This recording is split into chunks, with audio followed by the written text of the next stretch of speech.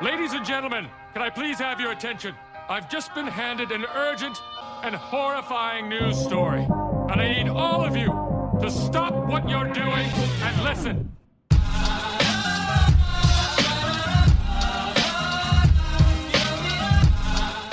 Hey everybody, this is Bill Manning and this is Studio C41. We are going to be diving into some E6 tonight, guys. We're really excited about this. We had such a great time interviewing folks and everything, but tonight is just going to be Steven and me. We're going to be talking about... Feels a little lonely in here now, Bill. It is. There's so much of an echo, you know. I'm just staring at these empty chairs and empty microphones and empty people. I don't know. Empty people. I mean, you know, Kevin, if you're listening to this, man, you need to figure out your schedule. It's because we really do miss you, and you actually bring some great feedback on the show. He does. I would have loved to have him here, like especially with his interaction with Kodak about Ektachrome. You know, it would have been fun. But yeah. He's a busy man. He's a busy guy. But he is working, teaching. Yeah, he said. I think when we were talking, he said December when things start to kind of reopen back up. So hopefully, in the next few episodes, he'll be able to come on. So, and then unfortunately, Michael was going to come onto the show, and he's a bit under the weather. I mean, the man's finally. Hopefully, this will finally get him to take a rest. Dude, I think he's been drinking too much Fixer. I even told him, I was like, man, you don't look so good. Like, is it the stop bath that you drink, or is it the developer, or which one is it? Dude, don't even joke. That stuff. I mean, probably just the fact that his, diet is about 80% caffeinated beverages. Oh my gosh. And the fact that he pretty much lives here. I mean, geez, Dunwoody Photos open 6 days a week. He's here open and close every day, and often on Sundays, just getting caught up on orders. Yeah. So I came in and I pitched in to help develop some film, and I came back today and I was like, where did all this film come from? Oh yeah, it's beautiful. I love it. I mean, it was awesome. At the end of working at Wolf, when stores that still had a film processor in it were maybe doing a good day of film was maybe 10, 15 rolls of film. Are you serious? Oh yeah, it was slow. Wow. And then here, like I'll come in once a week to help out with stuff too. Yeah. I'm easily processing 200 to 300 rolls of film a day. Oh, jeez. Yeah. Yeah, when I did a full day and I got through, I want to say like 80 rolls in just that one day. That was my first time doing it on my own and everything, and learning the machines and all that stuff. But dude, I was exhausted by the end of the day. I was like, that was just developing, and then and then you and Michael and Christina, we haven't talked much about Christina, but Christina, if you're listening, we're talking about you now. She is the magical ninja running the behind the scenes at the lab here. So. Yeah. I mean, the processing is just one. It's not even the tip of the iceberg. I mean, Michael's a wet lab. He actually does process film on photographic paper through a machine, and literally everybody else here in Atlanta is a dry lab.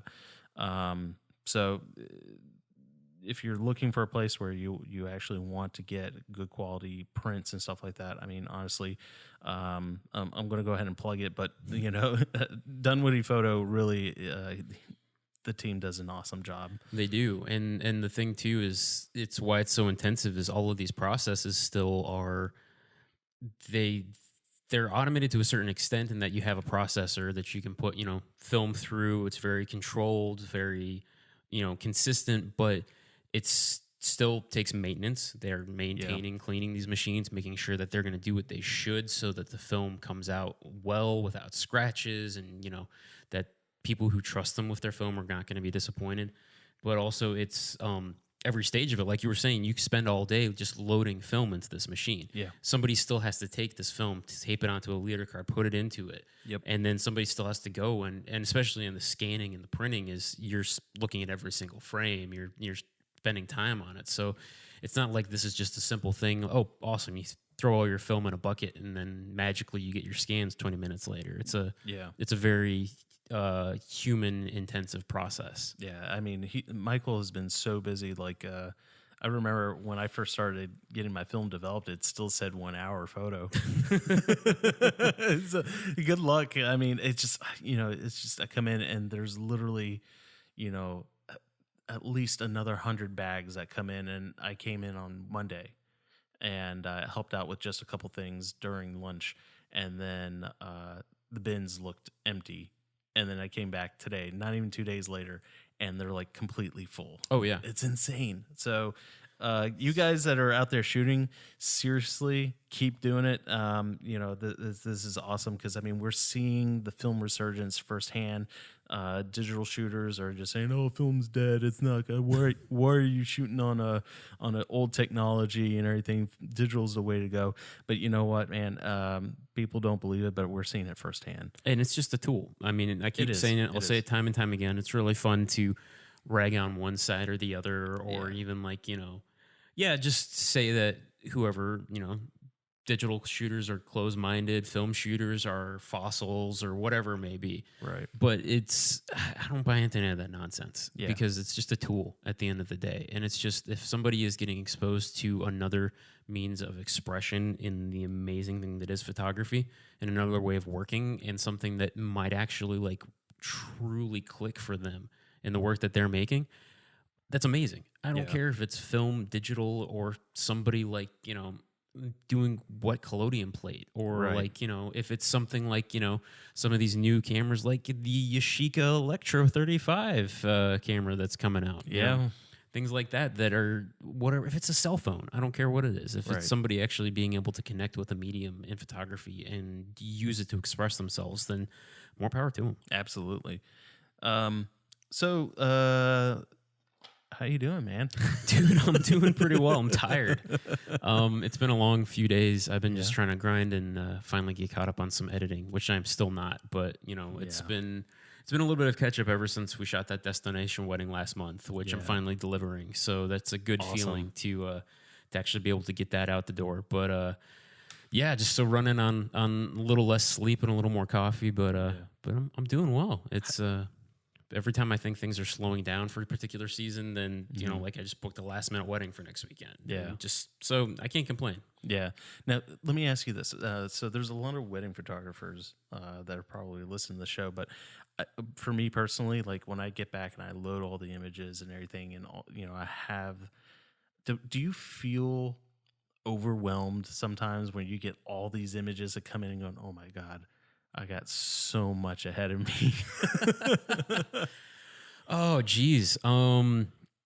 Sometimes, I mean, honestly, for the most part, I'm just excited to get into it. It's there's definitely that immediate, just kind of the high right after coming off of a wedding. Oh, that, I know that feeling. You really enjoyed shooting. It was, the people were amazing. You got to connect to it, and you feel like you got something you could be proud of walking away from it. And so that aspect for me, I'm usually, even though being exhausted after 8-12 hours on my feet, running around for doing this, there's definitely that immediate, I want to really look through these because I'm really excited about this one shot, or I want to find that picture that I can give them a preview tomorrow on social media. And so there's definitely that initial kind of adrenaline wears off a little bit, and there is sometimes where it's a little bit daunting. But I know for me, it usually is, it doesn't last long. There'll usually be a time, especially if I have other stuff that I'm working on, whether it's smaller portrait shoots or just life in general, that keeps me from getting back into working on a wedding. I find myself getting really excited and longing for, I know I want to sit down and work on this wedding. I want to actually sit down and cull through it. And I think a lot of it has been just improving my workflow, and had some really great advice and tips of working through Lightroom, which is the program I use and probably the majority of the industry uses just for handling a lot of images these days. But just had some great, actually at Imaging USA last year, had a guy from Adobe actually talking about your Lightroom workflow and some stuff that I had no idea about it, actually just cutting down my time, just being, just I guess just making the whole process easier and less of a time suck, less of a thing of like, great, now I'm gonna have to spend an entire week trying to cull down this one wedding, and then before I can actually even get into editing the images or however long it would be. Sometimes it would take me that long because I would just drag my feet on it. Yeah. So this is a long rambling answer to your question, but that's cool.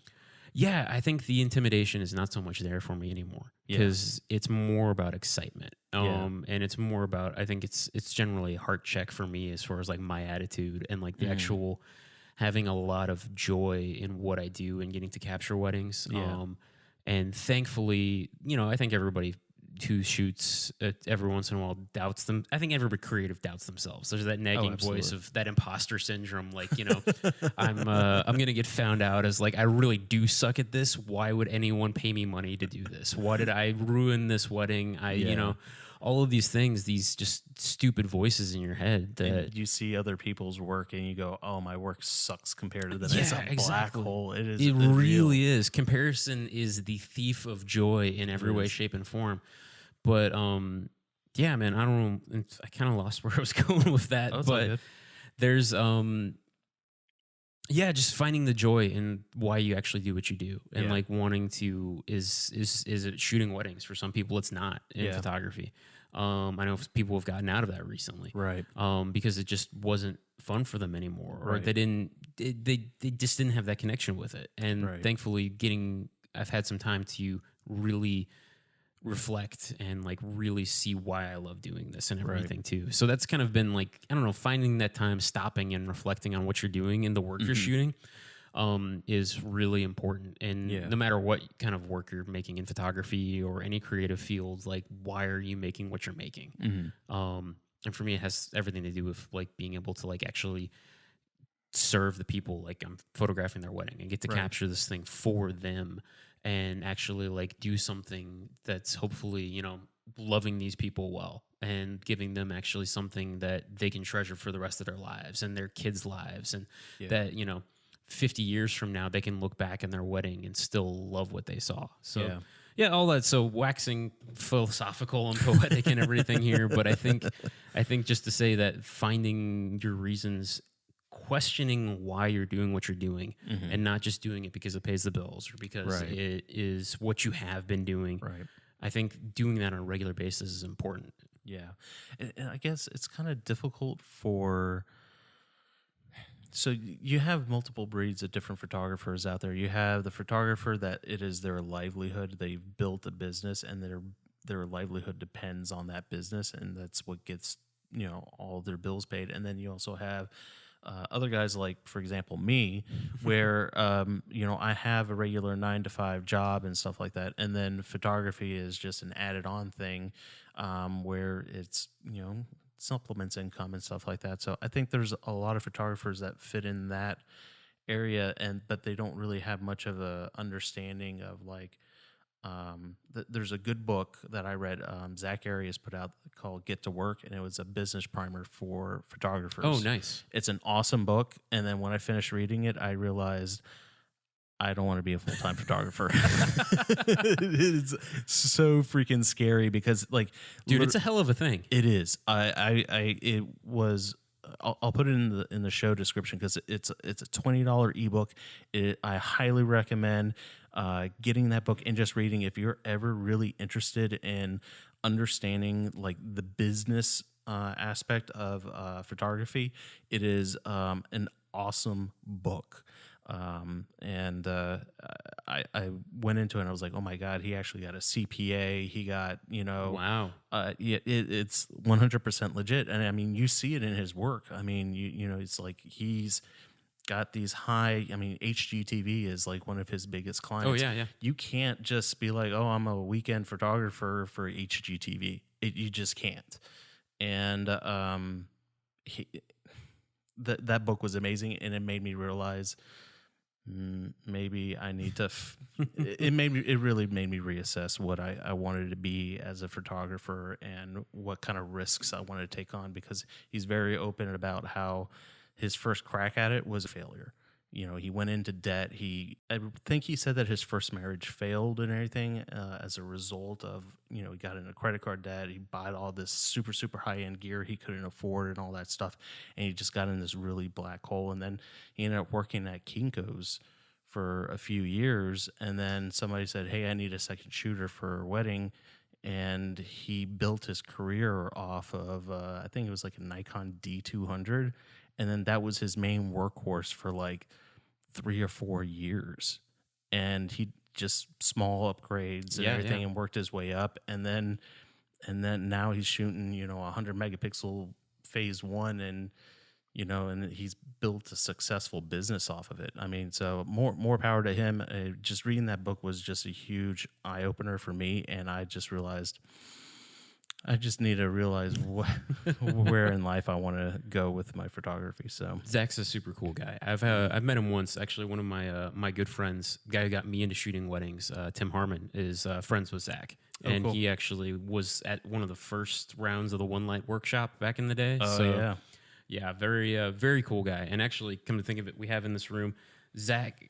Tim tagged me in it on Facebook. Zach was getting rid of some Polaroid 8x10 processors, so they're sitting in the corner here.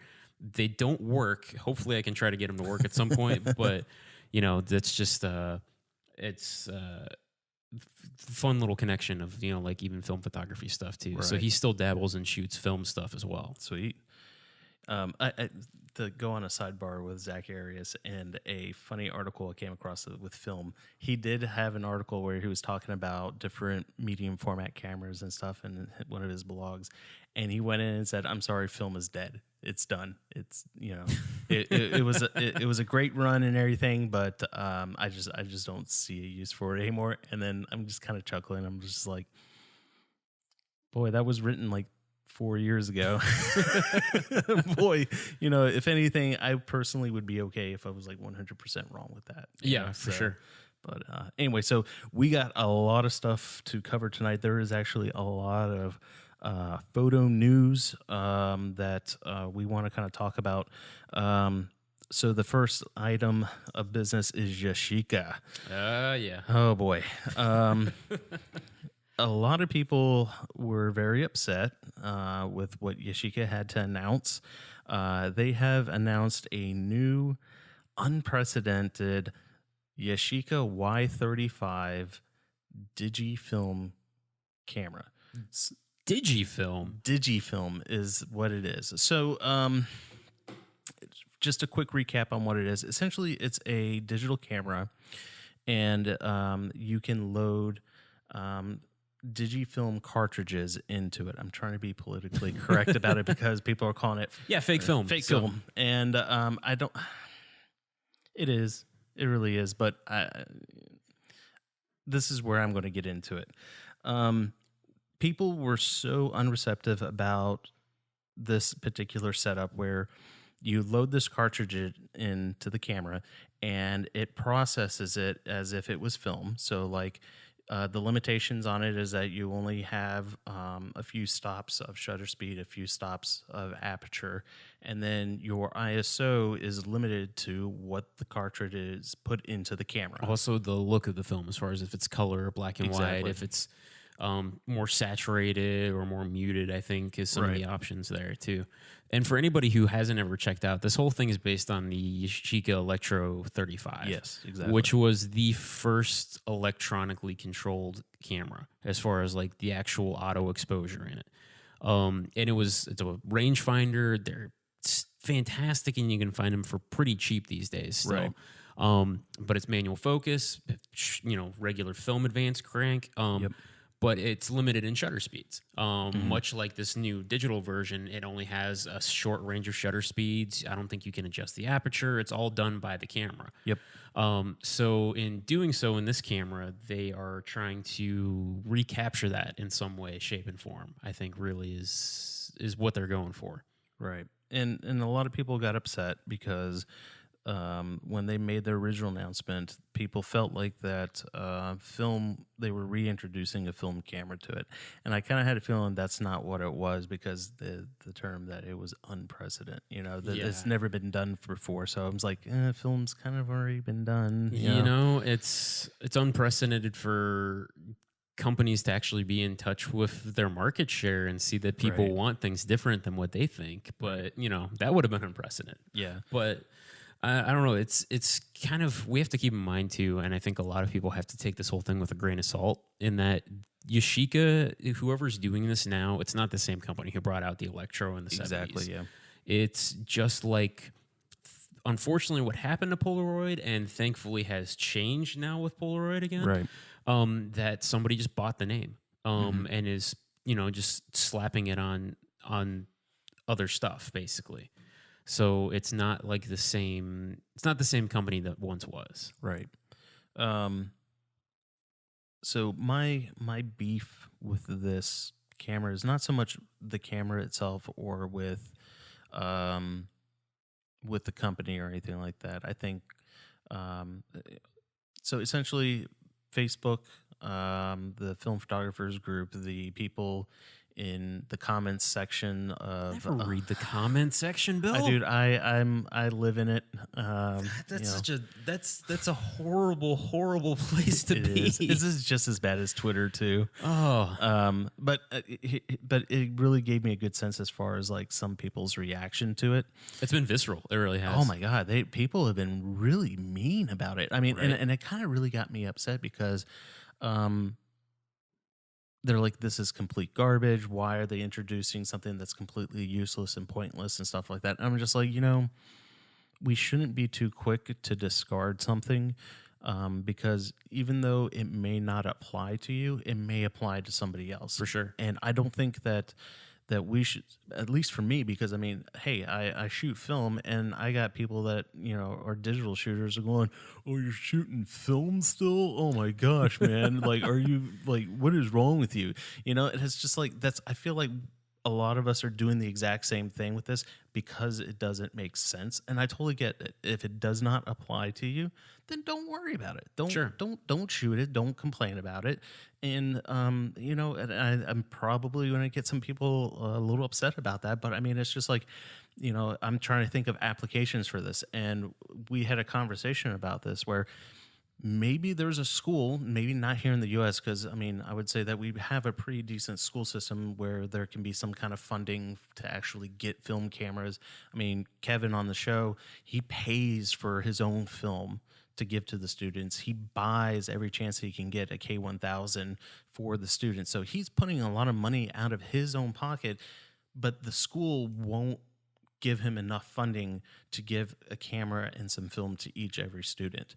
And I think that kind of is a interesting idea, at least for applications for me, saying, okay, well, what if it's a high school, all right, and they're trying to get students introduced to film, and but they don't necessarily have all the money to spend on the film itself, right? And if there's also associated costs with the film, like the developing and the printing and all that stuff, and the scanning. But okay, great. Well, back in the good old days, there was a dark room.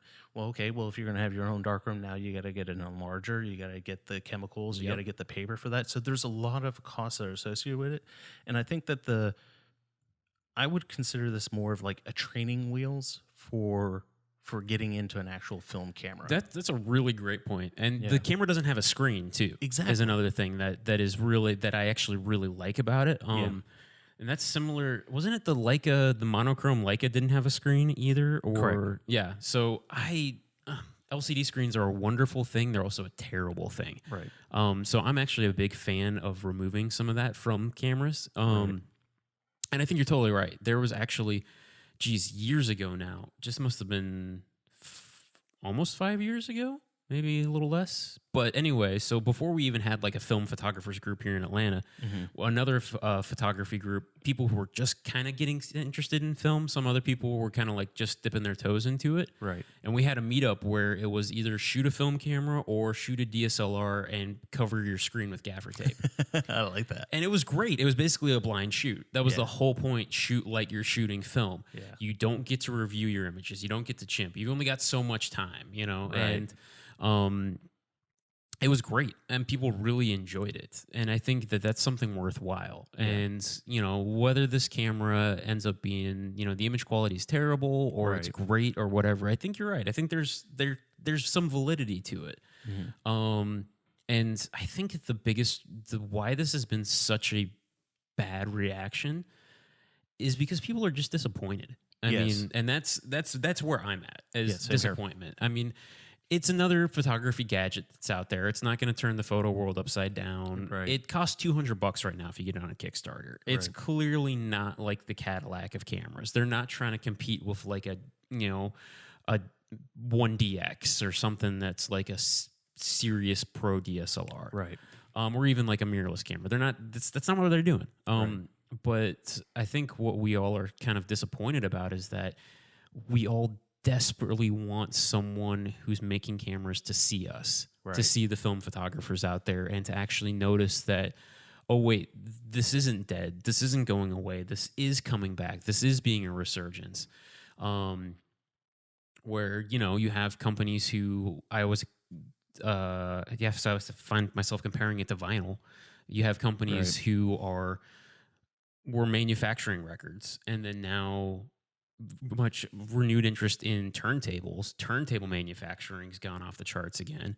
And then you have people actually like Jack White, for instance, we were talking about him earlier, off before the show started, but who are building machines and record pressing factories. You know, so these industries are finally coming back. We're all that to say, I think the film photography community we're just waiting with bated breath for somebody to do it, for somebody to see that this is viable, and for it to not just be something like a lomography camera, which, you know, they're fine, they're well and good. Some of their instant cameras are actually really solid, but they're toy cameras when it comes down to it. And for somebody to actually say, no, I see you, you deserve something new being made right now that's actually going to support you. And Japan Camera Hunter has talked a little bit about that. You know, he hinted when we had him on, and he made the official and unofficial announcement during the Camera Ventures live stream a couple weeks ago about his compact camera. Right. So it's happening, but I think there would just be such a validation for us as this kind of this. I think we still have a little bit of an inferiority complex, you know, especially when we see all of these major manufacturers who used to make film cameras just kind of ignoring us.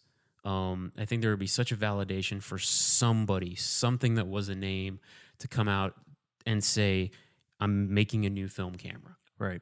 And it's so funny that you mentioned that, because Film Traveler did post up, I think they were the first ones really to kind of break this news, there is a company that's coming out that is working on a Kickstarter called Reflex. And this is by the looks of it, an aluminum metal built SLR camera, and I'll post it in the show notes. But they said that to the end of this month, on a high note, we've spotted a website claiming that they will be producing the first manual 35mm SLR in over 25 years. So, you know, the guy goes through and talks about, you know, that he is having some issues with his prototype where it's got light leaks in it and stuff like that. Yeah, you can follow him on Instagram and see some prototype images. Yeah, it's the Instagram is shot on Reflex. And you can tell he's kind of got a bit of a ways to go as far as like refining it. But man, if he can get this pumped out before, unfortunately, Kickstarter is notoriously known for Chinese companies to come in and like stomp over, creative people coming up with product. So hopefully he can see this one all the way through, because him and Bellamy, I'm really hoping for something that would come out, and it kind of leads back to Yashica, where people were so upset about it. But I mean, we just checked; they had over $1.1 million. And their goal was $100,000. Yeah, so they've beat it by 10 times. Yeah. So there's an interest in it. There's an interest in it, and I'm. Will it apply to me? No, but am I gonna get one? Probably not. Exactly, but good for them. Yeah, exactly. I mean, it's something coming out, and it's hopefully going to connect with somebody, and somebody will do something awesome with it. Right. Which is kind of also going to lead into another interesting photo gadget. This is the digital back for 35 millimeters. So what's interesting about this particular article that I came across, I'm just scrolling through here. And this is the I'm Back is what it's called. Yes, the I'm Back. And it is, you take the back door off of your 35 millimeter camera, and it attaches in, and it's a Raspberry Pi Zero interface that has, by the looks of it, it's not a 35 millimeter sensor, I don't think. They make it seem like it. A Raspberry Pi is, for those of us who are a little less nerdy on the computer side of things, I know it's a very open source, simple computer. Basically, it's a small little self-contained computer. Yeah, it's a simple little motherboard that has a very simple processor, memory, very small amount of storage, and this guy was able to attach it to the back of this unit with a battery, and then it hooks into a 35 millimeter camera, and then that essentially becomes the sensor. I'm not very much wowed by this because for anybody that has seen the Kodak video where they go through the Eastman Museum, they actually already had something like that. They were already testing this with the Nikon F3. Yeah, and that's the first, even like the older... So the size of this thing is massive. Yeah. It's larger than a modern DSLR with a battery grip, like by a good bit. Yeah. And you look at it, and if you've ever... Like, KEH had a sidewalk sale a few years ago, and they just had a stack of probably like the first EOS digital body. Yeah. The things were about this size. I mean, they were huge. And they had like a SCSI port was the only way to download anything from them too, to show you the edge of them. But yeah, it's just, there's Kodak cameras too. They did have these cameras. This isn't something new where you could take the film door off and then put this giant contraption of a computer onto it. Right. But I mean, there's some cool things. I mean, you're taking the power of a cell phone camera, and I mean, you're able to pump out 4K out of this. So this particular model, it says that it can do 4K at 24 frames, 1080p at 60 frames per second. And if it reaches its goal on the Kickstarter, that they'll upgrade the sensor up to a 16 megapixel sensor. So I'm going to say I'm conflicted about this. I think this thing is kind of dumb, but to be totally honest. Fair enough. I mean, but I will say, just all fair, just to be completely and honestly fair, this guy who's made this has done a thing, which good on him. I mean, seriously, we're so quick to tear something apart without even giving it a fair shake. Sure. And this guy has taken his time, his own resources. He's built something. He's made something that he wanted to make and put it out there into the world. And how many of us have the courage to actually do that, to make something that, you come up with in your head, you see come to fruition in reality? Whether it's just these prototypes, if it actually gets funded on Kickstarter or Indiegogo or wherever it is at this point, he made something. So all the kudos to this guy for doing it, for trying a thing. Now, that being said, I still think it's dumb. Right. But, the thing about this is that it most likely is a guy that is probably like a programmer, loves photography, and said, hey, what if I tried this and this and that, and then go, oh man, it worked. And then people going, "That's freaking brilliant! You should do a Kickstarter." And that's probably what he did. You know, that's it probably is. And if you look at, I watched the video on the Kickstarter, and this guy too. It does kind of come back into a little bit of a generational gap of there's a generation of photographers, even the same people who don't understand why anyone would ever want to shoot film again. I've talked to a lot of them. I talked to them at Imaging last year. I was walking around with film cameras and they were baffled by it. But then people who were like in their 30s or younger are like, that's awesome. I love film. Exactly. So it seemed like the guy who actually did this just from the video was of that former era that, you know, film is dead. These cameras are relics and are just going to be sitting on a shelf unless I make something to make them digital. Right. Which that's the thing that, and probably all of his friends or whoever said, you know, like, that's a great idea. You should make a Kickstarter for this. You should put this out into the world, are the same people who think that no one in their right mind would ever shoot film again too. Right. And it's fine. You know, it is what it is. It is just a different mindset entirely. But it does still bug me that there are people who, why would you not just put a roll of film in this camera and shoot it? Exactly. Portra 400 has come so far along now that it is designed to be scanned, right? You know, and the sharpness that you get out of Portra 400 alone and Portra 160 is phenomenal. Kodak, I'm not going to give Portra 800 a hard time, but come on, update it to the same formula. Yeah, if you need to shoot more Portra 800. Really? Yeah, you need to shoot it. It's honestly, you need to overexpose it. Yeah. And it's beautiful. Yeah. It's not great in low light. It's not great when you underexpose it at all. Okay. It's more like Fuji 400H in that it's very light hungry. But if you rate it at like 400 or even like 320, it is phenomenal. Mm-hmm. So all that aside, give Portra 800 a fair shake.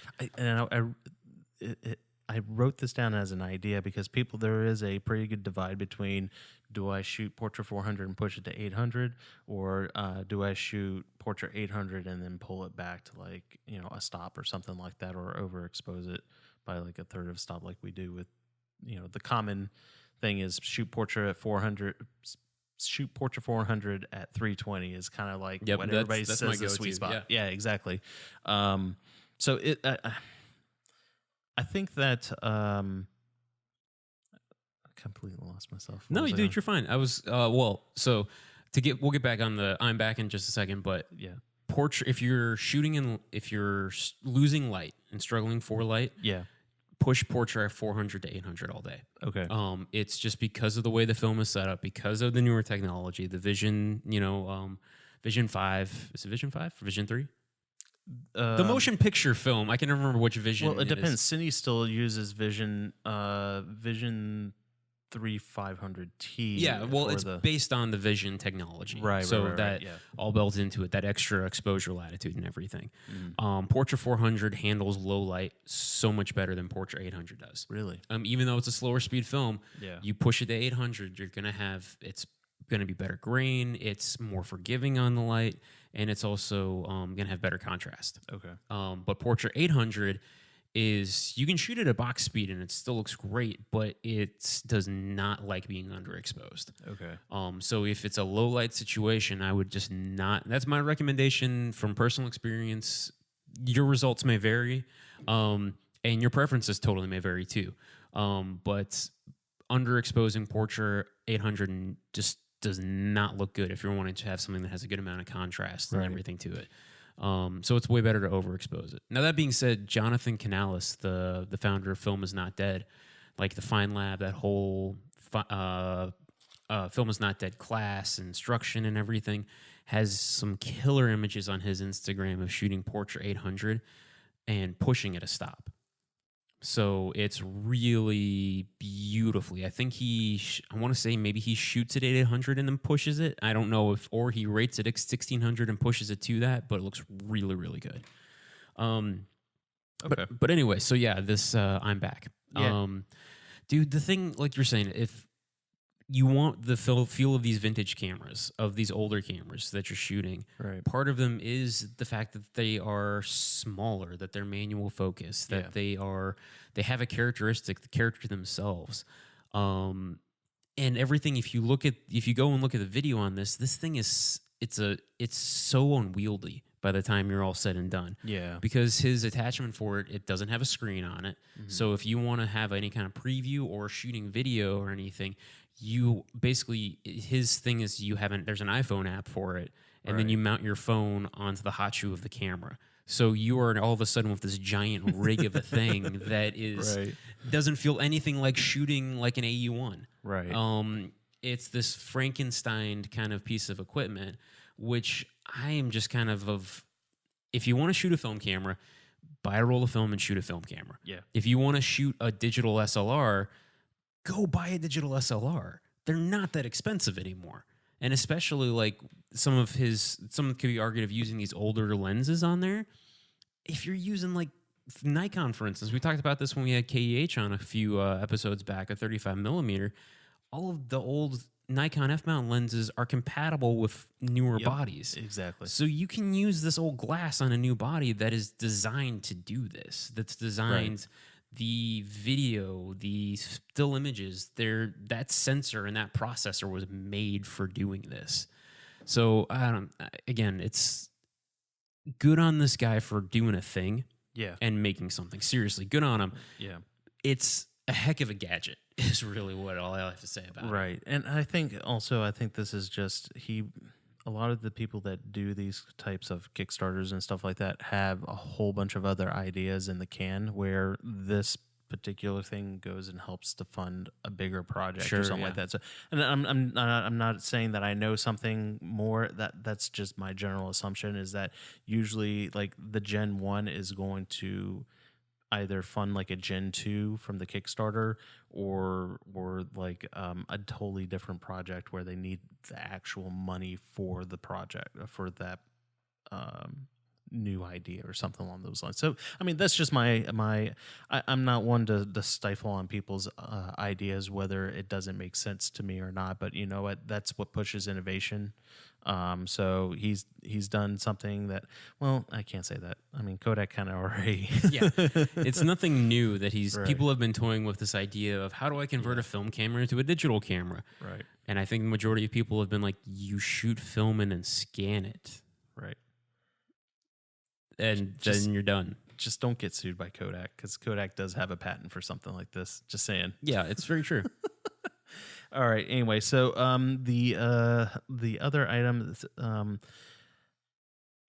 CatLABS, I find them kind of fun to follow because they go and refurbish large format cameras and stuff. They have some cool stuff, just like random Easter egg like type cameras, like old World War II lenses and stuff that they'll fit onto speed graphics. And they sell a lot of Jobo stuff too. So I think that they're like the official retailer or distributor of Jobo in the States. I think that's what it is. So they posted it saying that they have some special news with Deardorff. Yeah, but have they actually? They haven't it's just said been anything. A teaser. It's so the biggest teaser. I'm like, oh my god, please tell me what's going on with Deardorff. So anybody at CatLABS, if you want to kind of let me in on the loop on this, so that when you guys do make a big announcement about this, I want to be like literally the first one to know because I think what you guys are doing is really cool, and I'd love to have them on the show just to talk. That would be really cool. They seem like a good bunch. I like people who are passionate about what they're doing, and they seem very much so. Yeah. I bought my large format from them. Oh, nice. Yeah, my Cambo SC2, and I mean they said that there was some refurbishing that took place on it. I think they rebuilt the shutter on it in the lens, but I mean it looked brand new. Nice, that's awesome. Yeah, so they sorry KH, but KH does a great job too. But this was one of those spur of the moments when I came across that camera. I was like, I gotta have this, and I love it, even though it's a monorail and I really want a view camera, and it's kind of just starting to itch at me now, even though I went to Charleston and shot on that Cambo again, and I love it. And I got in a lot of trouble shooting that too. So that's a different. I'm not going to rant about it because they were really nice to me. Long story short, I was on went and visited their plantation, and I bust out the large format, and I was total dead giveaway. And lady pulled up to me and asked me, "Are you a professional photographer?" And I said yes. And then next thing I know, I'm talking to the CEO of the plantation, and she is saying, well, this is private property, and you need to have a permit to shoot here. Ultimately, she was super, super nice. She went ahead and just let me slide because it was, she was right. It was private property. Sure, yeah. And so I'm not going to rant about it. But anyway, so yeah, I had the large format out, and I'm really excited because it's shot on E6. So, nice. And we'll talk about that here in a few minutes. We will. I think other news in the photography world is that this week the Polaroid Originals 1 Step 2 is shipping. It is out in the world. The first orders of it shipped out on Monday, on the 16th. So so far the feedback on it has been really, really positive. Mine is supposed to be shipping sometime this week. I got in on the first round of pre-orders, but it was still not the very first. So there's been a lot of pre-orders for, but they're already sold out. The response to and excitement for this camera has been crazy. People are really, really interested, really excited that the price of the film has gone down. It's awesome. And I can't wait to get my hands on it. There are a few retailers that, like Freestyle out of California, has them or at least had them in stock when I looked yesterday. Yeah. And they will, same price as buying it through Polaroid Originals, but it's only going to be a limited number of time. They got only so many this round, and I think also Polaroid Originals said that you can go ahead and go in there and pre-order it again now. But if you pre-ordered after October 13th, so anytime after that, it'll be middle of November before it ships out. So still before, the holidays, but they're cranking them out as quick as they can. And as soon as I get my hands on that thing, I will be shooting it and hopefully doing a little mini review of it on our next episode. Sweet. Yeah, I'm pretty excited. So, all right, that kind of wraps it up now for the photo news. A lot of really exciting stuff. So I apologize, we were a little bit long-winded on that, but we had to get our little rants out. All right, so we're going to get into E6. So E6, even though this is Studio C41, I think that we should talk about a little bit more about E6. We kind of alluded a little bit on it several episodes back with Kodachrome. But E6, the interesting thing about E6 is their history. So their processes, we'll put it this way, it was a much simpler solution than Kodachrome. There's 6 processes, or 6 bath processes in this, hence E6, and essentially is what killed Kodachrome. It is really, and so anybody who is just jumping in and not familiar with some of the terminology or numbers that we throw around, C41 is typically the most commonly used process, or it's a Kodak process for color negative developing. E6 is the process for developing color slide film, or what's known as color reversal film, or color positive film, or chromes. There's a lot of different names for it, but so color print film produces a negative, which then gets turned into a positive again in a print. In a slide, it is a final positive. It's a finished image, right? As soon as it's developed, that's its final state. Right. So just to give a little bit of context here, and E6 is the current process that we have had since the mid 80s, I want to say, is when E6 came about, being finalized. Slide film existed way before that. Right.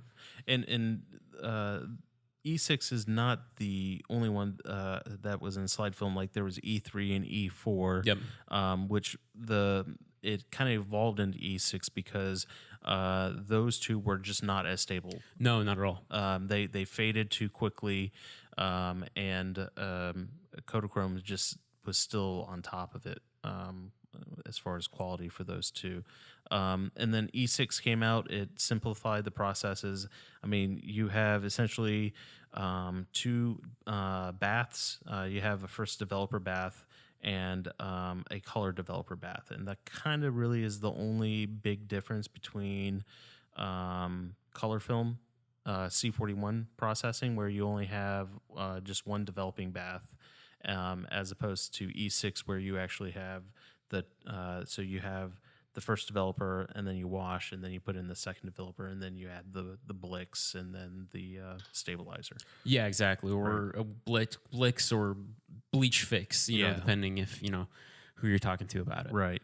So, so anybody that's really interested in dabbling with processing your own E6, honestly, it's really not that hard. I probably, now that I've done it a couple times on my own, I probably would say it's not that much harder than processing C41 at your home. They have one at home 1 liter kits. I think Arista Rapid E6 is a kit that you can easily pick up, and I think it's like $30 or $40. Yeah, and there's also Tentinol does one too, Tentinol, yeah. which I like both of those because they are liquid. Yes. There's also the Unicolor kits, and even Film Photography Project has their own kit too. I want to say, E6? Oh, cool. I think they do, but they're powdered chemistry. Okay. Which I am always kind of hesitant when it comes to powdered stuff, just because it's a pain to mix. Well, you're breathing it in. Exactly. Yeah. So if something's already in liquid form, it may be sometimes a little more expensive, or sometimes you have to pay a little more for shipping because it is liquid. Yeah. But it's just for the simple fact of you're not getting like just crap in the air. That is a big advantage, I think, to having an actual liquid chemistry to begin with. Right. So there are the selection on E6 is not as wide range as C41.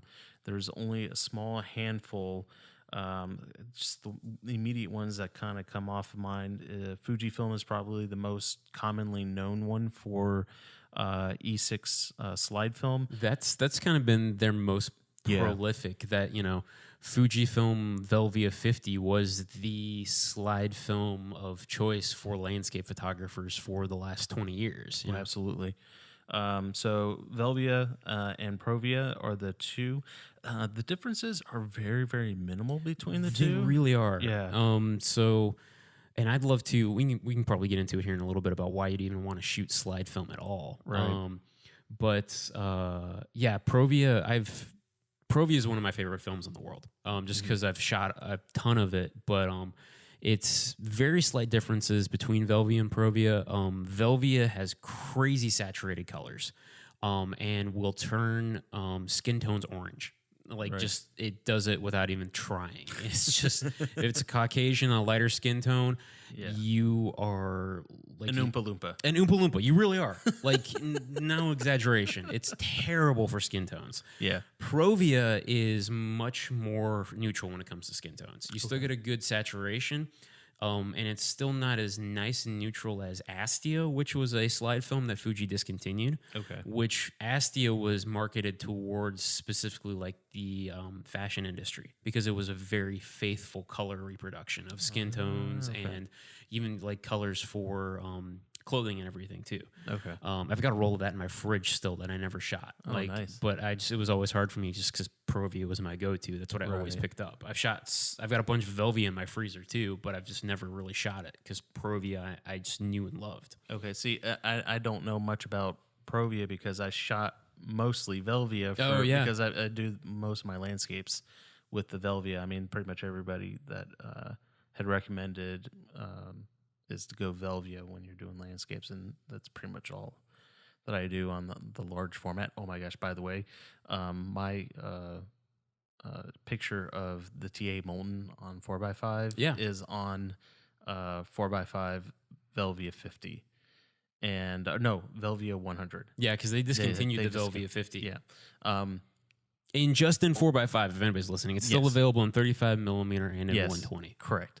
But oh my gosh, like I spent the money. I went and had it scanned on a Hasselblad on a drum scanner. Yes, on a drum scanner, and we should have a conversation about that because there's different types of scanning out there. There are, yeah.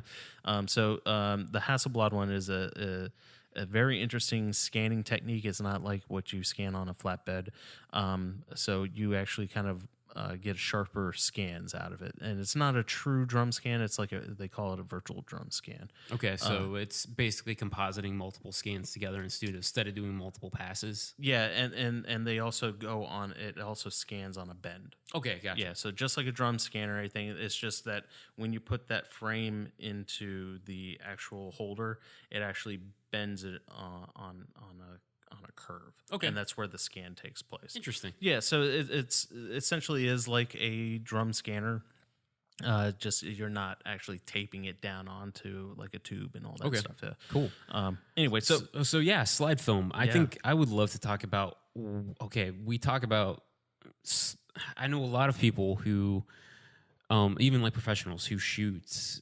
They know their stocks for what they're shooting for, like weddings and portraits, Right. and it's usually largely just, my color film stocks and my occasionally black and white. It's usually the biggest debate on like wedding photographers is, do I shoot Portra 400 or do I shoot Fuji Pro 400H? yeah. I know some people who've been shooting film for years who don't even realize that slide film's a thing or that it's still available, or that,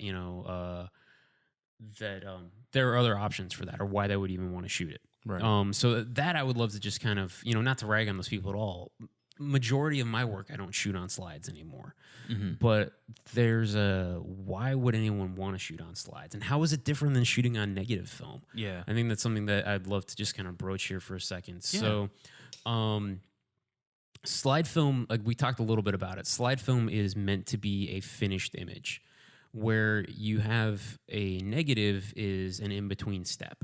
So a negative was always meant to be printed, or now, especially in our day and age, scanned. Right. It's always meant to be, if you look up at a negative, it's literally a negative. It's not a finished image. It has to be inverted. It has to have something else done to it. Slides were made from the beginning to be able to be viewed right off the bat. They're made to be projected. Right. They're made to be seen. It started with motion picture film. And one of the most common uses for slide film process still today is motion picture projection film. That's an actual like positive. Yeah. And that's why slide film kind of came so prolific back in the day too. It was really easy to share images and it was much more stable than color negative film. Getting color prints back in, especially in the 40s, 50s, 60s was super expensive. And it was the quality wasn't great, and it faded really quick. Yeah. If you've even seen prints from the mid to late 70s, they are very blue, very faded. But then in the mid 70s, print film started getting much, much better on the color side of things and much less expensive. And it kind of started switching to become the dominant thing for the consumer level. Yeah. But then you still have a lot of magazines, publications were using slides as their go-to because they are higher resolution, better contrast, and generally like higher quality than a negative film because you have this final finished thing again that is much more resolution in there, much more sharpness. It's ready to go. And that started getting phased out in the mid-90s when things started, magazines and places starting slowly transitioning into digital. Yeah. Even in like mid-2000s, I did a tour of this one studio that they just started switching everything from shooting. They were shooting a ton of stuff for magazines and catalogs on large format on 4x5 slide film. I had a few people who still wanted it, but most everybody, they were switching to medium format digital. And this was like 10 years ago that people were still just switching this in that kind of industry. And then also color reproduction and everything too. So with a negative, it's adjusted, it's corrected. With a slide, it's generally what you see is what you get. Right. It's again a finished image. It's really hard to correct color when you're doing something with a slide too. Yeah. And the latency as far as like, or your flexibility in editing it. Like you were saying, like if you overexpose slide film, it's toast. Oh yeah, for sure, Yeah, absolutely. there's no recovery from it. Like unlike C41 or color negative film, I've seen Michael where somebody completely blew an image out by literally 8 stops. Oh yeah, and then he was like, "Watch this," and then he just added density on the frontier, and he was like, "Yeah, I'm almost maxed out, but I just added 8 stops of density, and this image looks completely normal." I was like, "Oh my gosh, And you cannot get that on E6." No, you can't, and you can't on digital even too, because Yeah. highlights just get blown, Exactly. even if you're shooting in a RAW file. And slides are much more akin to shooting a digital JPEG. Yes. So they don't have that exposure latitude. Where negative film, especially color negative film, and to a lesser extent black and white negative film, they want to be overexposed. They're light hungry. That was always a thing in school. It was you shoot for your shadows and develop for your highlights. Yep. So you always would want a meter for your shadow detail, and you can bring back down your highlights. On shooting slide film, it's the opposite. If you blow your highlights, like you said, they're gone. It's less than a stop of latitude before you start losing highlight detail. And then you can't really easily correct color on slides. Yeah. You need to be filtering in camera when you're shooting, so you need to have color correction filters for different types of light. Slide film is more expensive than negative film. It's less common, especially now for being processed. Like you said earlier, there's less varieties available of it. Yeah. So there's a lot of kind of what you can maybe perceive as cons about slide film. Yeah. So the question I think a lot of people might ask is, why would you want to shoot this film now? Especially if you love things about shooting film, this kind of seems less intuitive. It seems harder than anything else. Right. But to all that, I said, you have to pick up a slide and look at it. Yeah. That's everything about it, is the actual experience of looking at a physical slide. Yeah. It's such a tangible physical experience. It's like holding a Polaroid in your hand. Absolutely. That same kind of thing of like seeing something, looking at a slide, a piece of slide film on a light table, or if you ever have the ability to, like a 35 millimeter slide, seeing it projected. It'll change your life. No, that's the God honest truth, because I shot. So going back to my 4x5 on my Velvue 100, when I hand developed that, and I pulled it out of the dark the tank essentially, I just went, "Oh my gosh!" And Michael came running down the hall because he thought something bad happened to my film, and he was like, "What happened? What happened?" I was like, "It's beautiful." It really is. And I mean, and it's just exponentially larger from 35, and then actually pulling out a 4x5 sheet, because you can just throw it onto that light box, and just you're seeing all that light projected straight through it, and it literally is one of the most exciting things that I had done in photography for a long time. And I'm really excited that there's going to be some kind of revival in E6, because we've been seeing E6 slowly phasing out, and with Ektachrome is a slide film that that's right. and that Kodak is bringing back. Which this is, I mean, we've talked about it before, but I don't think we can understate the fact about a major manufacturer of film is reintroducing a film stock that they discontinued. Yep. That hasn't happened. No, it hasn't, and it's going to be interesting. And to add a tidbit in this, I did buy some relatively freshly expired Ektachrome. E100 VS is the one, expired in 2014, because everybody's like, "Oh my gosh, Ektachrome's coming back! It's coming back! It's coming back!" And I didn't get into it until after they killed it off. Right? Yeah, I had no idea. I've never what's shot a the roll. fuss. I've never shot a roll of Kodak slide film. Exactly. Because I was shooting Fuji and loved the Fuji stuff, and then by the time I was like, "Oh wait, this other film's going away, I should try it," it was already gone. Right. So the intent of this is that I'm going to buy it, or I bought it, It was not cheap. It was almost $100 for 5 rolls. But I think it's worth it in the end to test it out and talk about it. And you know what? It's a small investment to talk about it here on the show. So I just want to know what the fuss is all about. You know, if I find it kind of interesting that people are going, oh my God, it's coming back. Did you ever shoot it? No, but it's coming back. You know? Well, I think we're all like people like, you know, are getting the chance to do it now that never had it before. Right. Like I didn't realize I wanted to shoot it. I could have bought a roll of Kodak film. I sold it at my Wolf camera. Yeah. We had Ektachrome sitting on the shelf. We had Kodachrome sitting on the shelf. I could have bought a roll of shot it, but I didn't ever think about it until it was gone. And now I'm like, I can't wait to shoot a roll of Ektachrome, even though I hardly shoot any slides right now. Yeah. So it's going to be really interesting what's going to come down with Ektachrome. There's people saying, oh, it's got this color cast and all that stuff. But, the new stuff's going to be different. Yeah. So it's not going to be the exact same. We don't know what it's going to be. I think they said, like, actually my tube of Kodak chapstick says it's... that was Ektachrome E100. I need to get a picture of that. I'm glad I had this particular one in my pocket instead of my Tri-X chapstick. Awesome. But excuse me, lip balm. It is not official brand chapstick, but you know. We're gonna have to edit that part out. Yeah, exactly. Before chapstick comes after us for misrepresenting their product. If Chapstick wants to give me some free lip balm, I will gladly promote it because my lips do get chapped. But anyway, this has gotten weird. But no, I was gonna say we don't know what this film is gonna be yet. Right.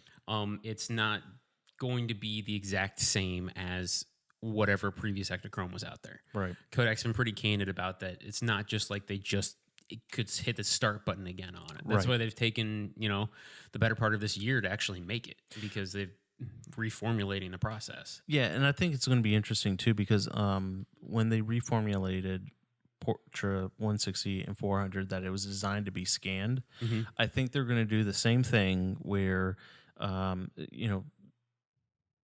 slide film will be scanned in and you can do it now, but I think they're going to try to redesign the emulsion a little bit so that it can handle scanning a little bit better. I would be really intrigued to see that because slide film does not scan well. Right. Not to say that it doesn't scan badly. It just, you look at a slide on a light table and you look at a scan of the slide on the light table is going to just beat the pants off of it every single time. And I haven't seen. I'd love to see your drum scan image at some point, but because I've seen you've seen even just a picture of the slide on a light table looks better than most scans. It does, because you see all of the dynamic range that's in that slide. But the scan doesn't capture that unless it's something high res and multiple pass like a drum scan. Yeah. But even so, there's just that luminescence that is missing out of it. Yeah. And I think that's really where we lose a lot of the appeal and the magic of slides in this day and age, which scanning color negative film does. It's honestly, I think that's better than printing it in a darkroom for most things. Sure. Probably just because also printing color negative film in the darkroom is such an intensive time involved process. I never want to do it again. Right. I would love the ability to do it again, but I probably would never do it again. Yeah. So let me ask you this. So you have the process where you can print color negative onto paper and stuff like that. So is there something similar to printing E6 onto its own, I guess, preferred format or preferred paper or anything like that? Yeah, they're not so much now, unfortunately. Those processes have been a little bit lost to time because of the advent of scanning. Okay. And they're just being able to, once you scan something, you can now put it onto almost whatever surface you want. So direct positive or reversal paper or whatever you want to, whatever term you would use for it, paper that's made to print from a slide. There were a couple different versions of it. I know Fuji made one, Kodak might have had one too, but the one that was really the kind of gold standard for all of it, and one that I actually had a chance to print myself, was called Cibachrome. Okay.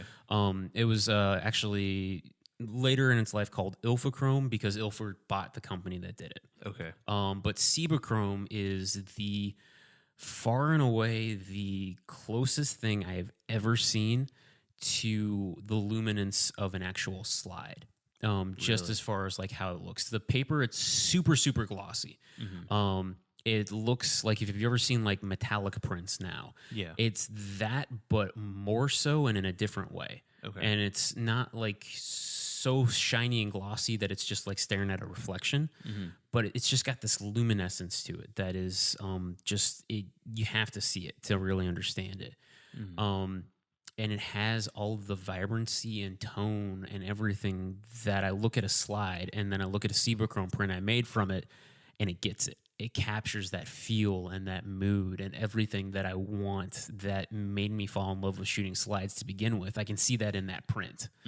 Unfortunately, Ilford discontinued this process in 2012. Oh, man. Which sucks. I mean, I don't think it's going to be coming back anytime just because it's... the chemicals for it were a bit more caustic than traditional like printing processes are. Really? Even though it's a more stable process. Okay. So it's what's called a dye destructive process, to get super nerdy on stuff here, which means like most like the RA4, like the color negative paper, basically the things that like Michael runs here in a wet lab at Dunwoody Photo. It's the color dyes are actually formed in the development. So once the image is exposed, the silver halide in there is actually like exposed to light. Then in the development process and in the bleaching and fixing, the dyes are actually made in that. So they're created in the developing process, which does mean that it is slightly less. Current ones are really good, but they are less stable and less archival than some other processes. Like Cibachrome, for instance, being a dye destruction process, all of the dyes in it, it's 16 color dyes are on the paper to begin with. 16 color dyes? 16 colors. Wow. Yeah. Are actually a part of the paper, which means the paper itself is more expensive to begin with. Right. Because it's actually built into this. It's a polyester paper too. So it's more durable. So the dyes are actually inside there, and in the developing process, the unused dyes are removed. So that's that destruction. It removes the unused colors. So you're not having something built on top of it. It's already there. And it is crazy archival. Even in like exposure to UV light, these things don't fade. They hold up so incredibly well.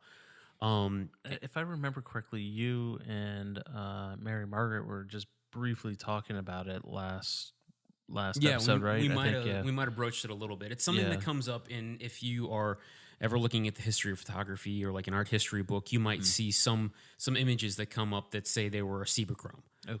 And that's, if you don't actually spend much time looking into it, you can kind of just gloss over it. But especially in the 80s, in the I want to say late 70s and 80s through the early 90s was really kind of Cibachrome's heyday. As far as just the work that was produced, William Eggleston had a lot of images made from onto Cibachromes when he was actually doing prints, because he shot a lot of slide film back in the 70s too. Andre Serrano is an artist who worked a lot on Cibachrome. And it's just crazy vibrant and amazing. And it's so much easier to print from than from color negative film. In the darkroom, I wanted to do it. I thought, and I'm so glad, I thank God I did, because it was like this once in a lifetime opportunity, because it's gone now. I made this body of work that's still some of my favorite images I ever made when I was in school. I had the chance to exhibit in a few gallery shows, and I'm super, super proud of it. And I don't think I'll ever sell any of these images, because I can't make any more. Right, yeah. Even though I still have a pack of that in my parents' deep freezer at their house, a pack of the paper, and a few batches of the chemicals for it that I have no idea if they're still good or not. So I just kind of squirreled these away. But yeah, I just got this, even when I did this. So this was 2009? No, 2008. No, year earlier than that. Jeez. That would have been 2007 was when I did this. Oh, wow. And I probably, I was telling you before we started recording, but I think I probably blew all of my student loan money one semester on a single project for my color photography class. And I was just like, told the professor, I want to shoot Cibachromes or print on Cibachromes. I want to shoot slides for this. My end of the semester project, I want to print on Cibachromes. I'm going to find out everything I need to do this process to make it happen. And she let me run with it. She was, go for it. You know, if this blows up in your face, so be it. But I'm like, I'm going to take the chance. So I got a Jobo processor myself. Wow. I found somebody who, nobody would ship the chemicals. I could get the paper shipped to me, but nobody would ship the chemicals. So I had to actually call Ilford to call their distributor to call Showcase Photo here in town. Wow. So that they all could tell each other that the chemicals existed and could be ordered and could be delivered locally to Showcase for me. Oh my gosh. So I spent weeks trying to even just get the stuff before I started shooting and printing it. So it was this insane labor of love for me. I mean, it really was ridiculous what I went through. But again, I don't regret it for a minute. Yeah. I should bring one in sometime to show you. Absolutely. I'd love to see. Yeah. If I've seen one, I never paid attention to it. But now that we've talked about this, I really would want to see what a Cibachrome It's looks beautiful. It really is. And printing, I would do in the darkroom tomorrow, given the chance, just because unlike negative prints, there's so much color correction. You're correcting color again and again and again and again. With Cibachromes, it's being done from a slide. Each box of paper with it came with a little correction factor. So on your enlarger, it's like, 2 points magenta and then minus 2 points yellow or whatever for this box of paper. Right. You dial that in, and then pretty much what you see is what you get. Wow. You just have to get your times right for it. So you do one test strip, and then you can do your final print. Gotcha. With color negative printing, you're probably looking at a dozen plus test strips going back and forth, dialing in your color and everything for it. So it's just even the fact that I was doing it basically in drums on a Jobo by hand took me way less time than doing color negative prints. Right. And it was just the most phenomenal. It was the same thing you described, as seeing your slide come out of that tank. Mm-hmm. As soon as I poured out the first time I did it with kind of that bated breath, did I just blow all of this money for something that's going to just be ruined? Pouring that out and then seeing the wet print laying there, it was I may say it was just like it was a revelatory experience. Yeah, it was just really, that everything I wanted was right there in that image. So that's amazing. And all that to say, Cibachromes were great. Anybody from Ilford listening who wants to bring that back, please do. But it's only press a start button. Exactly. You guys clearly just have it off in a corner somewhere, and you're just like, maybe one day we may bring back Cibachrome. I don't know. We'll just keep it there for safe space, But yeah, I mean I've been rambling about this, but I don't know. There's something about. We keep coming back to this thing when we're talking about photography, especially film photography. We talked about it with the old 35 millimeter cameras that meant a lot to us. Mm-hmm. I don't know. It's just something. It's really interesting. I was thinking about before doing this episode on E6 why I started shooting slides, and then why I did this Cibachrome project. And there's so much just that is so personal about photography, and just in exploring it as a medium. And I think especially when it comes to even shooting film. And it's just, I don't know. I shot Provia. I started shooting slide film because the manager at my Wolf camera store did. I shot Provia because he shot it, and I was just learning from him. And I really liked what I got, so I shot more of it. And I kept shooting more of it, and I stuck with that. And then I really loved slides, and I hardly shot any color negative film for there's a chunk of time where it was only black and white negative film and color slide film was all I shot. I didn't shoot any color negative film. Oh, wow. But I missed out on all these great color negative stocks in the early 2000s, all the different varieties of Portra that were out, like a lot of the different Fuji stocks, like the NPH and MPZ and or what became 160C and 160S and all these different stocks that I could have been shooting at the same time too. So it's just kind of funny how it all works out. Well, you have another chance with Ektachrome because I gave you a roll of that. That's right. I do have a chance of that. So I actually got to pay you for that roll. But no worries. I'm pretty excited because the fall foliage is right around the corner here in Georgia. So I really want to take advantage of what this Ektachrome could produce. Yeah, man. Because from what a lot of people have told me is, oh, you got a 2014 batch. That's pretty much still good. You're really not going to see much color shift. If any, you probably won't see any. That's fantastic. Yeah, so I'm pretty excited as far as what this slide, and it's going to be on a 6.7, so it's going to be almost the largest size that you can shoot on medium format. Yeah, sure, you can shoot it on the 6x17s, but a 6x7 is a huge negative. So that's really really cool. excited. That's that whole Cibachrome. All those prints were from 6.7s. Oh, were they really? Yeah, that's actually the project I talked about renting the Mamiya 7 for. Okay, yeah. So I shot that on Perovia, and I will probably for shooting this roll of Ektachrome too. I'm gonna bracket everything when I'm shooting it, because that was my method of shooting slide film. Was just if it was something that I really wanted to make sure that I got it, I would bracket, which is shooting an image right what your meter says, and then underexposing it and overexposing it. Okay, I was going to ask you. So, by how much would you under or overexpose the shot? I want to say back in the day, I probably did a stop in each direction, which looking at those images, I think it was way too much. So on shooting on slide film, yeah, I probably would bracket a half stop in either direction if you were going to bracket. Okay, yeah, because when I was shooting the 4x5, so when I got in trouble at that plantation in Charleston, I threw some E6 in there because it was bothering me that I still had it frozen in the fridge. Like, honestly, I don't want any of my film to go expired. I think that's just me just being anal to the number, to be honest with you. But my 4x5 is like, it's going to expire next year. I need to shoot all the film, you know. But anyway, so I was like, all right, I shot 4 slides, and then I did. So on the 4x5, it stopped down to like f45, and then I shot. So I'm trying to remember the exposure settings. I wrote it all down. I think it was like 1/4 of a second. And then I was like, there's a lot with slide film. You really have to pay attention to how the light is in your environment, because we were talking about like the difference between your dynamic range essentially in slide film is not as large as C41. Or color negative film. I think like on average you're talking about 3 stops of dynamic range on slide film. So it's so narrow. It's so thin, and to just kind of give a little clarification, there's terms that get banded around like dynamic range and exposure latitude. Yep.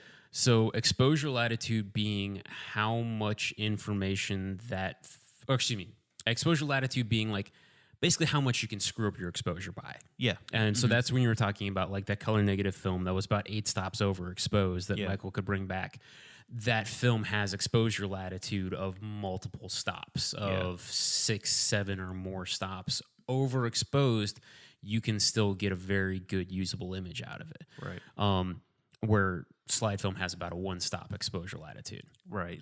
In dynamic range is the amount of the number of stops of light between your blacks and to your whites. Yep. And so of course you have it's broken up. So when you look at your histogram, you have your blacks, your shadows, and then you have your general mid-range exposures, and then you have your highlights and your whites. So that when you're looking at the histogram, that's essentially your dynamic range.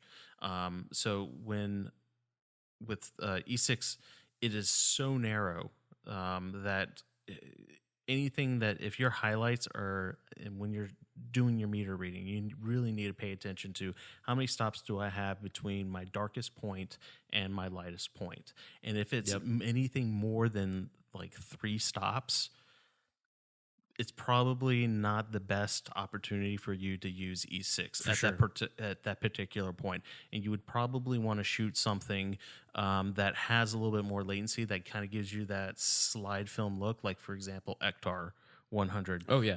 Where you do have that slide look to it with negative, in a color negative, or the benefits of a cover. Jeez. With the benefits of a color negative frame. Yeah. So So in my particular shot, even though there was a lot of shadow, the highlights that were coming through were really, really hot. So I think I shot it in black and white too. So I have a feeling that my E6 won't come out all that great because it's just the dynamic range, and that probably exceeded the capabilities of what my 4x5. So I don't think it's going to come out all the great. Velvia 100. Yeah, Okay. on the Velvia 100. So I just don't think, like, I'm really excited to get it processed and everything, but I'm not going to hold my breath because I do know, like, when I checked my exposure and everything, I was like, whew. But I already had it loaded in the film backs and everything, and I didn't really have any other film with me because I was like, all right, I need to shoot it. So I shot it anyway, and then I'm going to learn from it. Yeah, absolutely. It's an expensive lesson learned. It's expensive, but I'm still probably to the obviously the detriment of my wallet. I'm so cavalier about wasting film. Like I will just go out and shoot it. Yeah. Like I'm honestly like it costs money every frame you're shooting, sure, but you're not going to learn. You're not going to learn anything. Yeah, don't keep it so freaking precious that you're not going to use it and actually go out and like learn and make an image. You know. I'm completely the opposite. That there are some photographers who are like, I got to put this in the freezer and deep freeze it, and then it'll never go bad. And maybe one day, 20 years down the road, I might use it. For me, it's like it drives me nuts that it's sitting in my freezer right now, and I want to shoot it. Yeah, I have a pack of 4x5 Tri-X that's been sitting in my fridge since junior year of college, just because I haven't had a 4x5 camera to shoot it. Yeah, it's not like for lack of. I've shot a few hundred rolls. Geez, probably more than maybe 1,000 rolls of Tri-X since then. But I just haven't had a camera to use it in. Well, you're more than welcome to borrow mine, man. I'm going to take you up on that. All right. You just let me know. All right.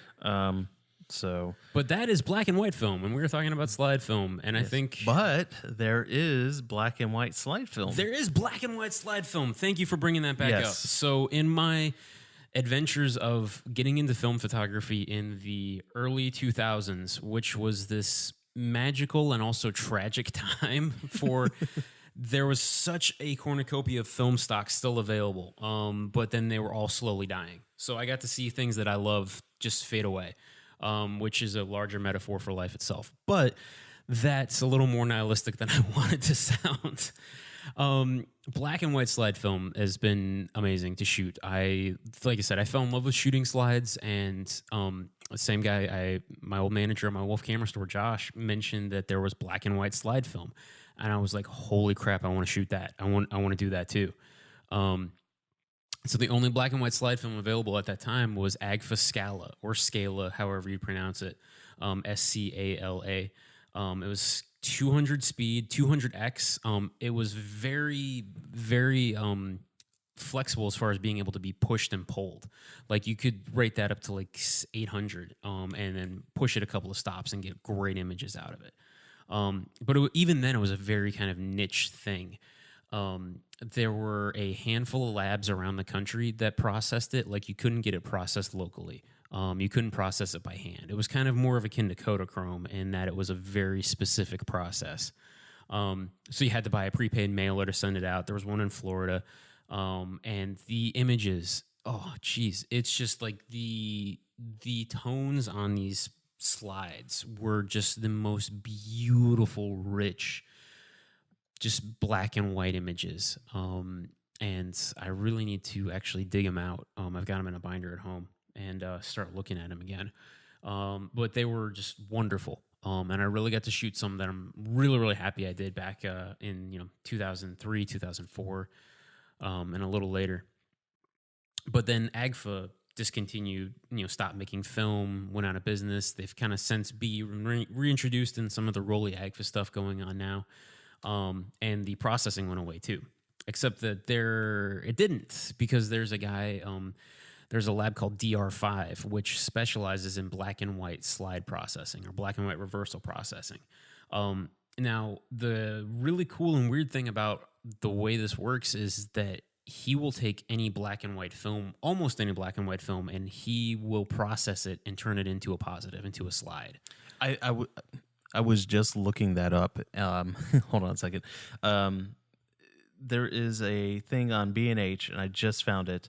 The Photographer's Formulary Reversal Process for Developer for T-Max. Yeah. And black and white, where you can take color negative and process it, or I'm sorry, did I say color negative? Yeah, black and white negative. Black and white negative into a black and white slide film. So, yeah, I was actually going to say Kodak used to make a T-Max reversal developer too. Oh, really? I never used it. I never saw much, results from it. And there's actually FOMA-Pan. I want to say FOMA has a kit. Michael has a box of it here in the store that we've never used because it's complex. It's complex. Well, the thing that we were looking at it that was kind of daunting is that you have to reagent the film, is what it's called.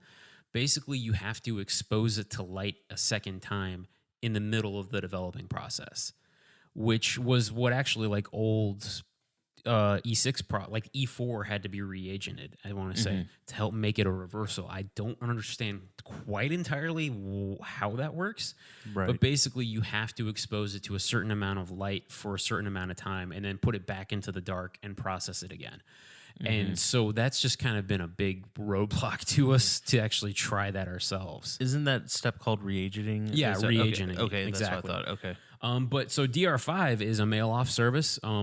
It's does beautiful work. Jason Lee, who we keep bringing up time and time again. Who we got to get on in the podcast. Who I think would be phenomenal. I've started following because before, honestly, I never really know who Jason Lee was beforehand.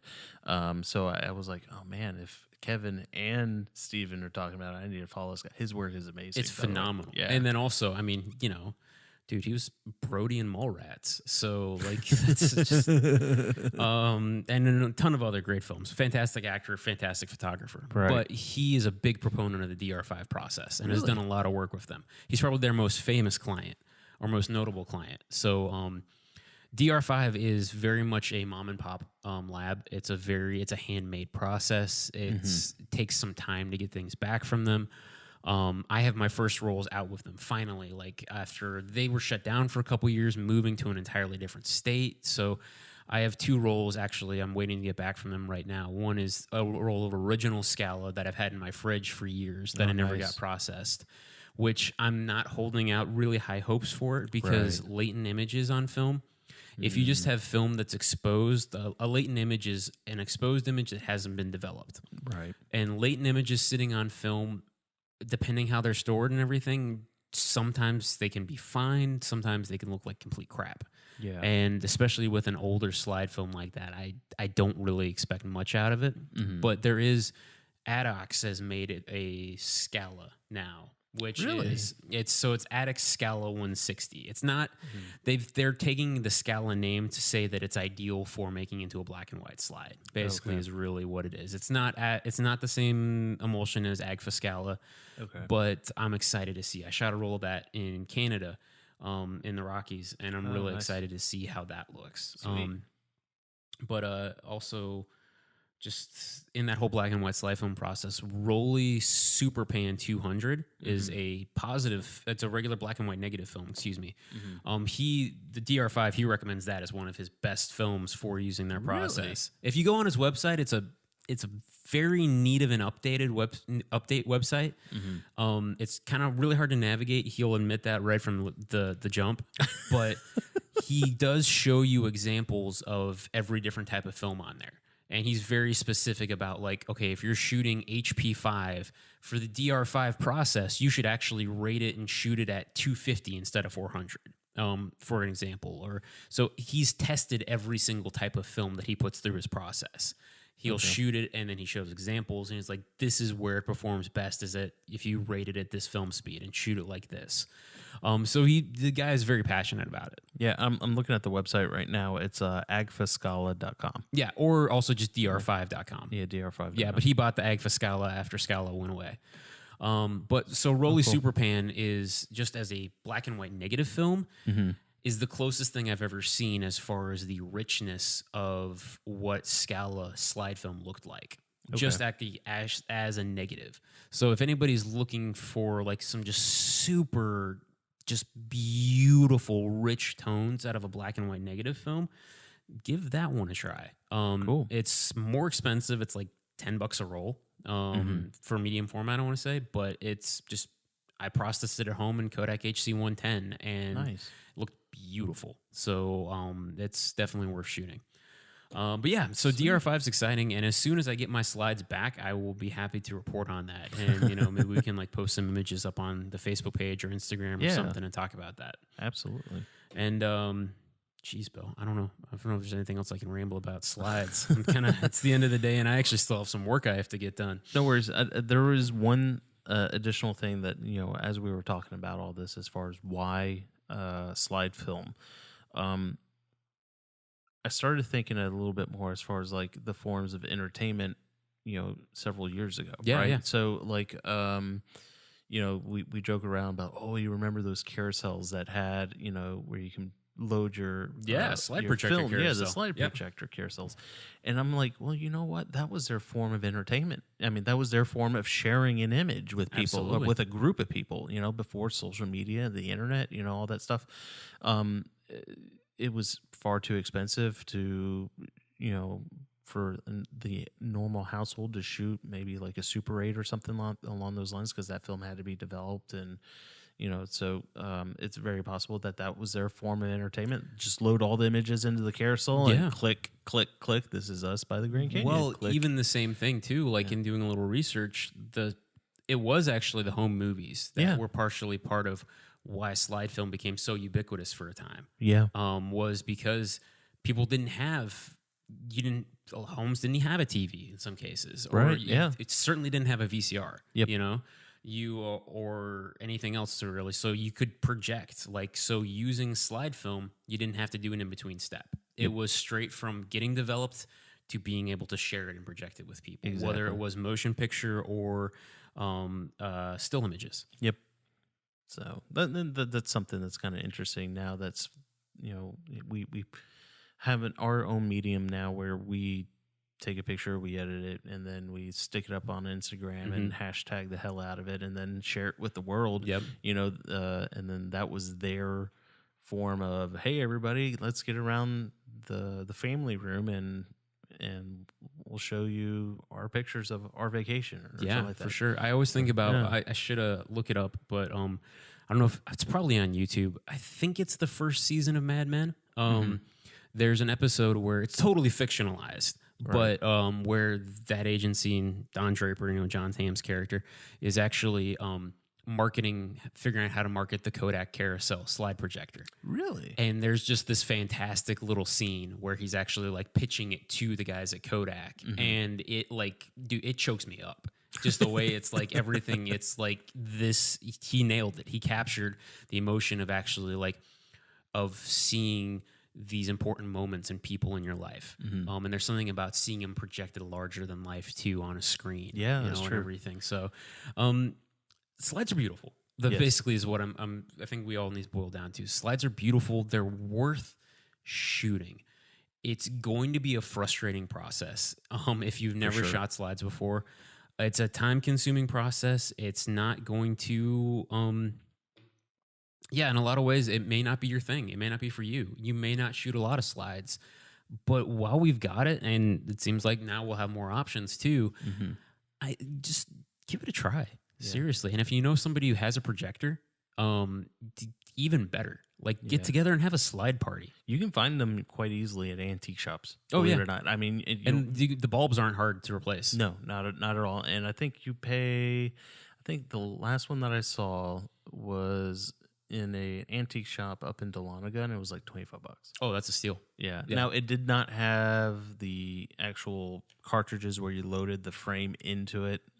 It was just the carousel itself, but I'm sure you can find the cartridges itself that dropped in for there's the actual carousel goes on top, and then you put the slides in the carousel, and it automatically just fed it in from the carousel. Was it individual frames that did it have to be cut into its own cartridge, or was that I know Kodachrome had that, but was that the same thing? E6 was just the cardboard or plastic slide mounts. Okay. So that's a lab bounce. So that's a lab thing that wasn't necessarily by them. And he'll probably kill me for saying this. Michael doesn't do mounting of slides here often, just because it's very automatic slide mounters. They're pretty much extinct at this point. Right. So it has to be done by hand, and it's very time consuming and expensive for even the slide mounts. But if you ask him really, really nicely, he might do it for you here. Or a lot of labs still that have access to the automatic mounters, if they still got one kicking around, can mount your slides for you. Interesting. Which is what you need to do to be able to project them. Right. You have to have them in that cardboard or plastic mount. So keep that in mind. And again, maybe find someone. You can buy slide mounts online and do it yourself too, if it comes down to it. If you have your film developed, if you develop at home, you can mount it yourself into those slides. Yeah. And you can find a straight edge cutter from Michael's or Hobby Lobby for super cheap, and then it would just a pair of scissors even will do the job. Yeah. I mean, that's how I cut my film at home, is just with scissors. Yeah, so, cool.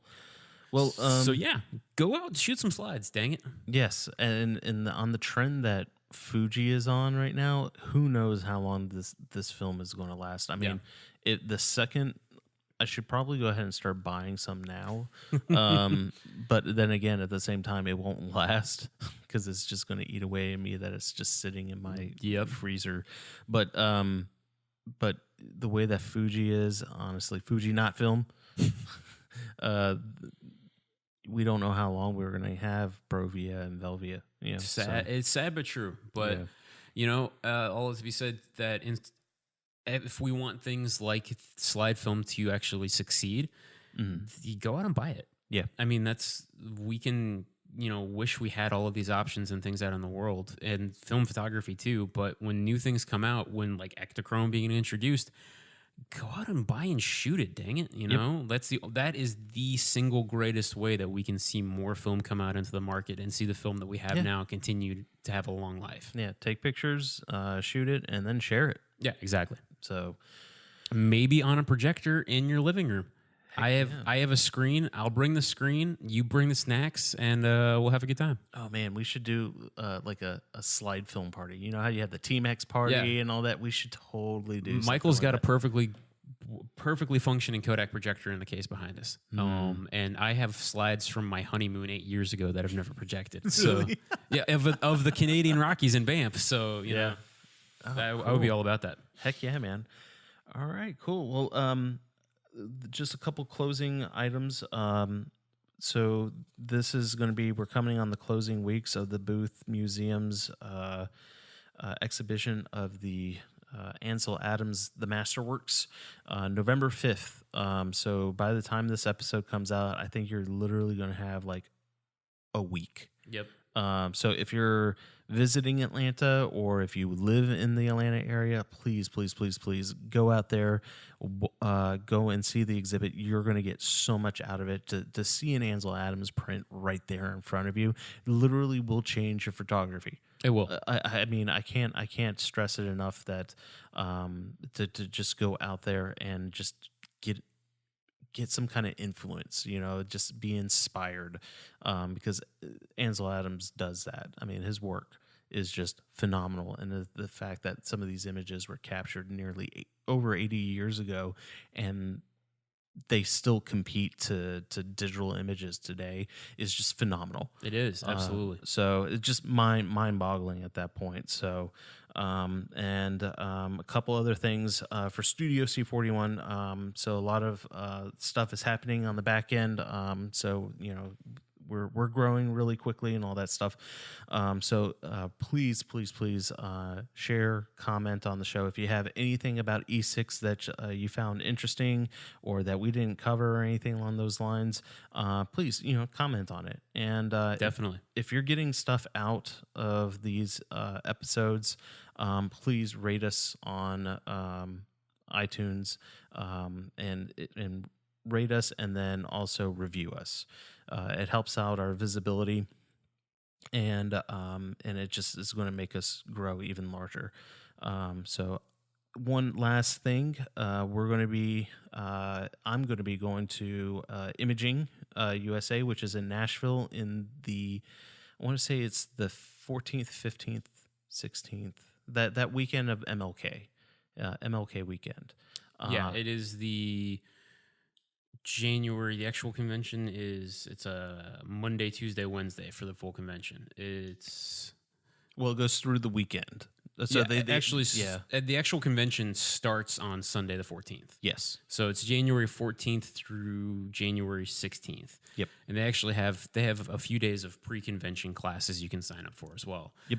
But those are all additional costs. But the actual like expo, trade show, main convention starts on the 14th and goes through the 16th. Yep. So I'm going to be on the floor. I'm going to be running around with a Studio C41 T-shirt, and I'm going to be trying to interview a whole bunch of people. Fujifilm is going to be there. They're totally going to be on my crosshairs. If it's the same guys, they're super nice. Oh, I know. It's just I got a rag on them. That's fine, man. They had film there last year for the first time in years. My friend Neil, who will be there too, has gone to like imaging for probably 15 years. And he said that was one of they were giving out samples of film too. He said that's the first time Fuji's given out film in ever that he knew of. In ever. So they actually had film there. They had it in their case. They are, whether it's just short term or not, they are at least somewhat acknowledging film shooters. So, Yeah, and Kodak, my understanding, it will be there as well. And it's kind of funny because when I went to imaging here in Atlanta a couple of years ago, was it last year? 2016. Yeah, January 2016. They were like, yeah, here's a couple rolls of Tri-X. What else do you want? And then now, from what I've been hearing, they're like super, super controlling, like, you get one film. Which one do you want? Oh, I want all of them. Well, the demand has definitely gone up, but they'll still hang out and talk with you. So they're fantastic people. I'm excited to see all those guys. Yeah. So this is going to give me an opportunity to talk to some folks that I've been really wanting to get more information as far as like Kodachrome. I got a gazillion questions, or not Kodachrome, Kodak.